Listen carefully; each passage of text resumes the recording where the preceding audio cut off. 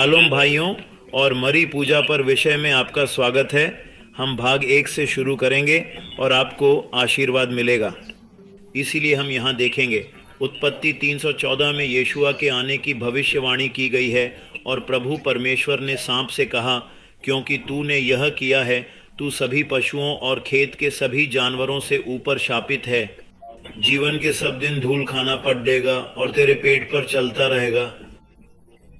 उत्पत्ति 3:15 कहती है, और मैं तुम्हारे और स्त्री के बीच और तेरे वंश और उसके वंश के बीच दुश्मनी डालूंगा। यह तेरे सिर को चोट पहुंचाएगा और तू उसकी एड़ी को चोट पहुंचाएगा। यहाँ हम देखते हैं कि शत्रु शैतान पहले से ही जानता था कि जो बीज आने वाला है वह उसके सिर को चोट पहुंचाने वाला है। इसलिए हम मसीहा और पुराने वसीयत की भविष्यवाणियां देखेंगे। यशायाह 11 में लिखा है, और यिशै के तने से एक सड़क निकलेगी और उसकी जड़ों से एक शाखा उगेगी। 11 आयत 2 कहती है, और प्रभु की आत्मा उस पर आधारित होगी, और उसकी आत्मा और समझ, सलाह और शक्ति की आत्मा और ज्ञान की आत्मा और प्रभु के भय की आत्मा। यशायाह 11:3 कहते हैं, और उसे प्रभु के भय में त्वरित समझ का बना देगा, और वह अपनी आंखों को देखने के बाद न्याय नहीं करेगा और न अपने कानों को सुनने के बाद दोष देगा। यशायाह 11:4 कहता है कि न्याय करने के सिवा कुछ नहीं, लेकिन वह धर्म से गरीबों का न्याय करेगा और निष्पक्षता से दोषी ठहराएगा और सीधता से दोषी ठहराएगा और ईमानदारी से पृथ्वी के नम्र लोगों के लिए। और वह अपने मुंह की छड़ी से पृथ्वी को मारेगा और अपने होंठ की सांस से दुष्टों को मार डालेगा। यशायाह 11:5 कहते हैं, और धर्म उसके कमर की कमर होगा और वफादारी उसके राज्यों की कमर होगी। ठीक है, हम यशायाह 1100 दिन तक जारी रखेंगे। और उस दिन जैसे कि जड़ होगी। हम एक चिन्ह के लिए खड़े होंगे। चिन्ह लोगों के चिन्ह के लिए है। अन्य जातियों खाने की तलाश करेंगे और उसका आराम महिमा होगा। इसलिए यही आने वाले मसीहा की भविष्यवाणी है।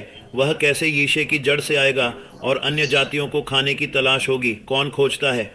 अन्य जातियों और जो काफिर हैं वह उसके पास छिपे हुए हैं। वे पीछे चलेंगे और तलाश करेंगे।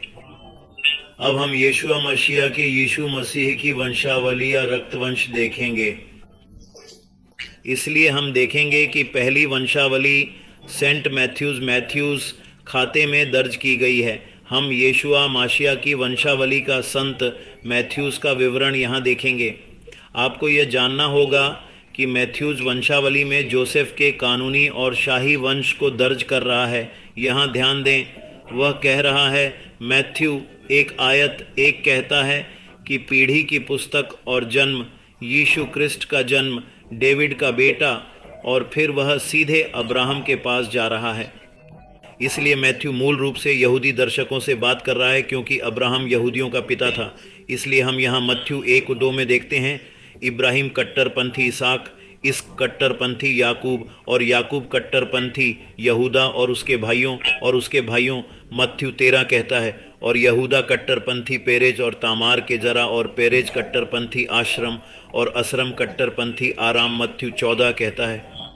आमीन अदाब और अमीन अदाब कट्टरपंथी नासन, और नासन कट्टरपंथी सामन थे।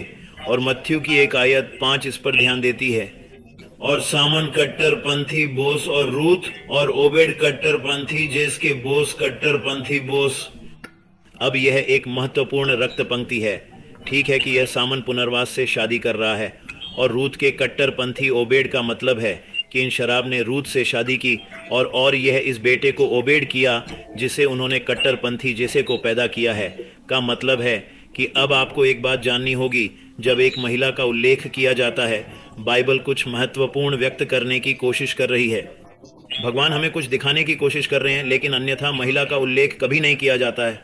कहीं भी महिलाओं का उल्लेख हो, इसका मतलब है कि कुछ प्रासंगिकता और महत्व है, अन्यथा केवल पुरुषों का ही उल्लेख होगा। इसीलिए पुरुष मानते हैं कि यह एक आज्ञाकारी पुत्र है। एक पुत्र कैसे दूसरे पुत्र को जन्म दे सकता है? पुत्र एक स्त्री से शादी करेगा और वह स्त्री पुत्र को जन्म देगी। बाइबल में वंशावली मुस्लिम पुरुष आंकड़े हैं।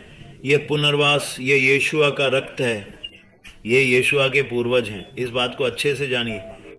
यह पुनर्वास एक वेश्या है, ठीक है, और यह पुनर्वास इसराइल के पुत्रियों का नहीं है। वह एक परत प्राणी थी जिसने इज़राइल और रूत के एक बच्चे से शादी की। रूत भी इजरायली नहीं है, वह भी एक पतस्त्री है।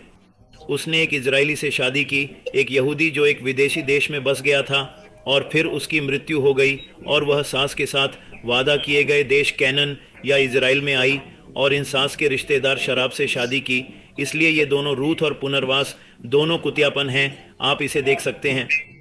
यहोशू में पुनर्वास का उल्लेख 1 से 22 तक किया गया है। यहोशू 6 आयत 22 से 25 में भी उसका उल्लेख किया गया है। उसका उल्लेख नया वसीयत इब्रानियों 11 आयत 31 में भी किया गया है और उसका उल्लेख जेम्स में अध्याय 2 आयत 25 में भी किया गया है। रूत का उल्लेख अध्याय 1 से 4 तक रूत की पूरी पुस्तक का है। इसमें 4 अध्याय हैं। ये गैर यहूदी महिलाएं हैं जिन्होंने यहूदी पुरुषों से शादी की।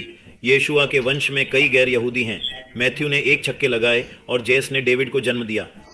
अब जैसे यह एबेद का जैसे है जिन्होंने डेविड को जन्म दिया है, जैसे डेविड का पिता है, इसलिए आप केवल पुरुष वंशावली का उल्लेख देख रहे हैं। डेविड राजा और डेविड राजा उसका सबसे बड़ा सुलेमान जो यूरियास की पत्नी थी। डेविड ने एक नग्न महिला को देखा कि वह उसकी छत से जन्म दे रही थी और उसके साथ व्यभिचार कर रही थी, और यह सुधीर उरियास डेविड की हत्या की गई थी।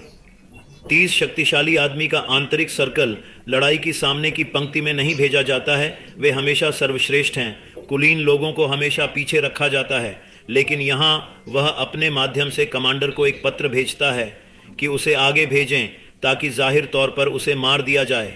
और डेविड, यहाँ आपको पता होना चाहिए कि 8 से अधिक पत्नियां थीं।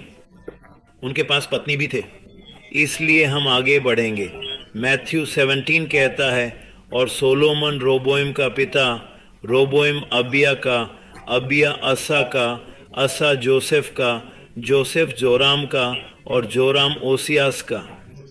1:9 का कहना है। और ओजियास ने जैतम जन्म दिया, और जैतम ने अकाज जन्म दिया, और अकाज ने एजेक्स 1 को 10 कहा था, और एजेका ने मनासीस को जन्म दिया, मनासीस ने आमोन को जन्म दिया, और आमोन ने योशिया को जन्म दिया। और 1:11 का कहना है, और योशियस ने जकोनास और उसके भाइयों को उस समय जन्म दिया जब उन्हें बाबुल ले जाया गया।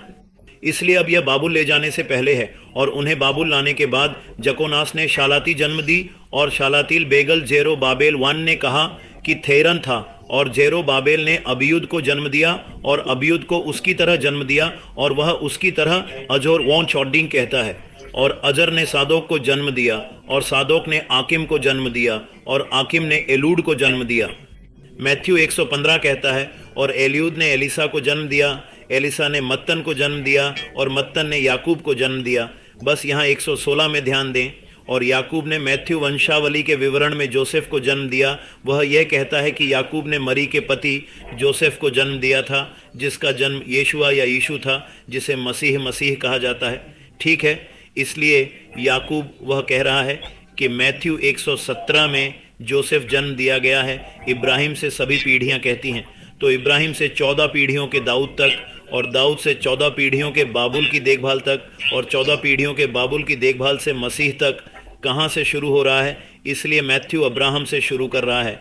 वह यहूदी दर्शकों से बात कर रहा है, इसलिए वह अपने पिता इब्राहिम से शुरू कर रहा है। इसलिए यहाँ हम देखते हैं कि आदम से नूह तक 10 पीढ़ियाँ थीं, नूह से इब्राहिम तक 10 पीढ़ी, और इब्राहिम से यशुआ तक 42 पीढ़ी थी। आदम से यशुआ तक 62 पीढ़ी है। इसलिए अब हम यशुआ की वंशावली का सेंट लुक्स का विवरण देखेंगे। मूल रूप से यह मेरी की जैविक पूर्वजता है जो मेरी की वंशावली के दृष्टिकोण से समझा जा रहा है। हम संत लुक का खाता देखेंगे। लुक 323 कहता है, और यीशु खुद लगभग 30 साल का होने लगा, जैसा कि जोसेफ का बेटा था जो हेली का बेटा था। अब आपको यहाँ एक बात ध्यान देना होगा, यदि आप दोनों खातों में हैं तो वे पूरी तरह से अलग हैं। तो वे क्यों अलग हैं? और मैं आपको सब कुछ दिखा रहा हूँ जब हम बह रहे हैं। तो यहाँ हम जोसेफ को देखते हैं, वो कहते हैं कि हेलिका का बेटा था, और यहाँ हम जोसेफ को देखते हैं जो मैथ्यूस अकाउंट मैथ्यू 1:16 में याकूब का बेटा था, और यहाँ ल्यूक 3:23 में कहता है कि हेलिका जोसेफ का पिता है। और तब लूका 3:24 कहता है कि माता का पुत्र कौन था, लेवी का पुत्र कौन था, मेल्ची का पुत्र कौन था, और जना का पुत्र कौन था, और योसेफ का पुत्र कौन था। 325 कहता है मथियास का पुत्र अमोस का पुत्र था, नाम का पुत्र एस्ले का, नागी का पुत्र। 326 कहता है मानचित्र का पुत्र मथियास का, सिम का पुत्र, जोधव का पुत्र, यहूदा का पुत्र। 328 कहता है जो मेलची का पुत्र था, जो एडी का पुत्र था, जो कोसाम का पुत्र था, जो एल मोदाम का पुत्र था, जो एयर का पुत्र था, मथेव का पुत्र था।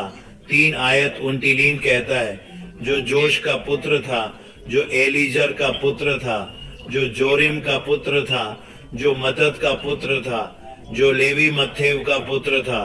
अब यहाँ ध्यान दें, लूका 351 कहता है कि मिलिया का पुत्र कौन था, जो मिनान का पुत्र था, जो मतट का पुत्र था, जो नाथन का पुत्र था, जो दाऊद का पुत्र था।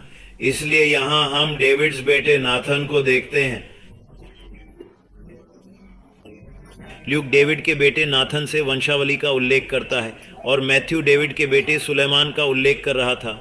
हम नीचे देखेंगे कि नाथन कौन था और सुलेमान कौन था। इसलिए एक इतिहास 31 में कहता है कि अब ये दाऊद के पुत्र हैं जो उसके जन्म में उसका जन्म हुआ था। पहला जन्म अहीनाम जेजरेलियट, दूसरा जन्म अबीगेल का दानील कार्मेलिता और दूसरा जन्म देव। और फिर हम एक इतिहास 3 आयत 5 पर आगे बढ़ते हैं और ये यरूशलेम में उसके लिए जन्म दिए गए शिमी और शबाब और नाथन और सुलेमान 4 अमील की बेटी बतशुआ के लिए। ठीक है, हमने देखा कि डेविड की 8 पत्नियां और कई पत्नियां थीं। अब यहाँ ये क्या कह रहा है कि नाथन और सुलेमान भाई थे। भाई कौन? उनकी माँ थी बतशुआ। ये बतशुआ कौन है? ये बतशुआ कोई और नहीं है बल्कि H1339 वह है बतशिबा.OK बतशिबा। इसलिए यह बतशिबा जिसके साथ डेविड सोया था, एक बेटा सोलोमन था और दूसरा नाथन था। इसलिए मैथ्यू की वंशावली डेविड के बेटे सोलोमन से पता चल रही है और मैरी की वंशावली डेविड के दूसरे बेटे नाथन से पता चल रही है। और फिर हम लूक में देखेंगे अच्छी तरह से। लूक 332 में देखें कि जेसे का पुत्र कौन था, जो बेड का पुत्र था, जो बोस का पुत्र था, जो पुत्र का पुत्र था और जो नाशोन का पुत्र था। इसीलिए हम यहाँ देखते हैं कि हम मैथ्यू जेस बेड बोस में समान आंकड़े देखते हैं। लूका 3 आयत 33 कहता है कि कौन आमिन नादाब का पुत्र था, जो आराम का पुत्र था, जो एसराम का पुत्र था, जो पेरेस का पुत्र था, जो यहूदा का पुत्र था। और लूक 3 आयत 34 कहता है कि कौन याकूब का पुत्र था, जो इसहाक का पुत्र था, जो इब्राहिम का पुत्र था, जो तारा का पुत्र था, जो नाशोर का पुत्र था। लूक 335 कहता है कि कौन शारुक का पुत्र था, जो राघव का पुत्र था, जो पालेक का पुत्र था, जो हेबर का पुत्र था, जो साला का पुत्र था। कौन केनियन का पुत्र था, जो अरपाशात का पुत्र था, जो शेम का पुत्र था, जो नोई का पुत्र था, जो लामेक का पुत्र था। 3 आयत 37 कहता है कि मोतू साला का पुत्र एनोक का, जरेड का पुत्र मालीलील का, केनियन का पुत्र। लूक 3:37 कहता है कि कौन एनोस का पुत्र था, जो सेठ का पुत्र था, जो आदम का पुत्र था, जो ईश्वर का पुत्र था। इसलिए ल्यूक वंशावली का पता लगाने वाला है। एडम का अर्थ है, दूसरे शब्दों में ल्यूक एक सौम्य दर्शकों से बोल रहा है या एक सामान्य दर्शकों या पूरी दुनिया या पूरी मानवता से बोल रहा है, यहूदी दर्शकों से नहीं। जबकि मैथ्यू इब्राहिम की शुरुआत से यहूदी दर्शकों को दिखा रहा है जो विश्वास में उनका पिता था। वंशावली की अलग अलग व्याख्या देखेंगे। इसलिए यहाँ हम देखते हैं कि यीशुआ और मैथ्यू 1 और लूक 3 की वंशावली अलग हैं, क्योंकि उनमें से प्रत्येक के अलग अलग उद्देश्य हैं और यीशुआ के वंश के विभिन्न पहलुओं पर ध्यान केंद्रित करते हैं। पहला अंतर मैथ्यू की वंशावली है। मैथ्यू राजा डेविड के माध्यम से यीशुआ के शाही वंश पर जोर देता है, यह दिखाने के लिए कि यीशुआ वादा किया गया मसीहा और डेविड के सिंहासन का वैध उत्तराधिकारी है। तो वह कैसे शाही वंश बन जाएगा, जो वह देखेगा। मैथ्यू डेविड के बेटे राजा सुलेमान के माध्यम से वंशावली का पता लगाता है और यीशुआ के कानूनी पिता जोसेफ के माध्यम से इज़राइल के सिंहासन पर यीशुआ के कानूनी दावे को स्थापित करता है। एक बार जब आपका सौतेला पिता यहूदी व्यवस्था में वह कानूनी पिता बन जाता है, इसलिए बेटा उस पिता का हर कानूनी अधिकार है। जोसेफ जैविक पिता नहीं होने का मतलब है कि उसने इस बेटे को पैदा करने के लिए मैरी के साथ संभोग नहीं किया था, लेकिन वह सौतेले पिता कानूनी पिता है। यहूदी दर्शकों के लिए मैथ्यू अधिकार वह यहूदी राष्ट्र के पिता इब्राहिम से शुरू करता है। डेविड और सॉल के माध्यम से जोसेफ के लिए यीशुआ के वंश का पता लगता है।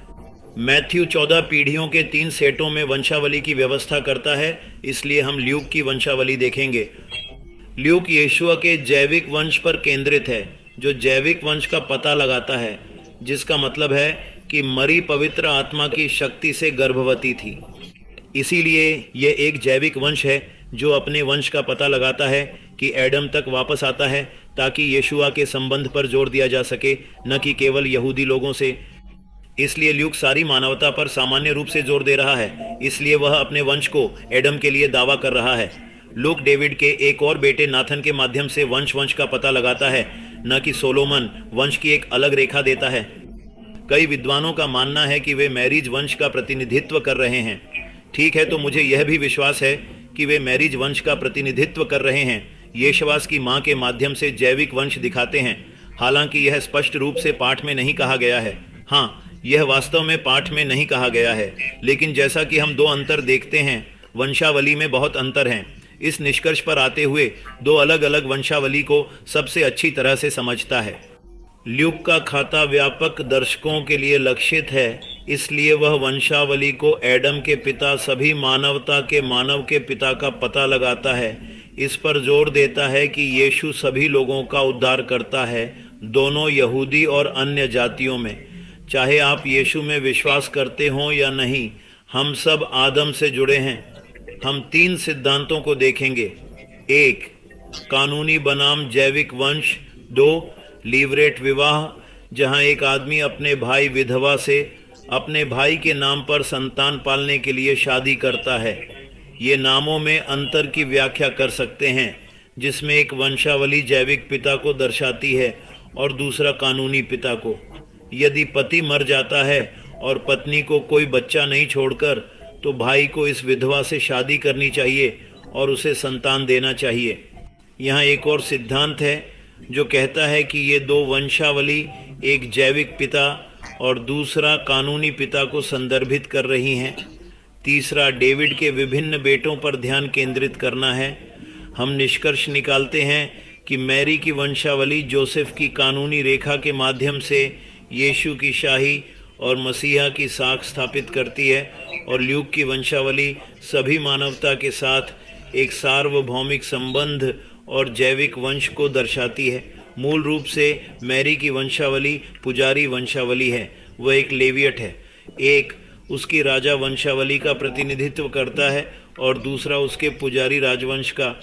यीशु पुजारी और राजा दोनों पहलू रखते हैं, इसलिए यहाँ भाग 1 समाप्त करते हैं। तब तक शालोम।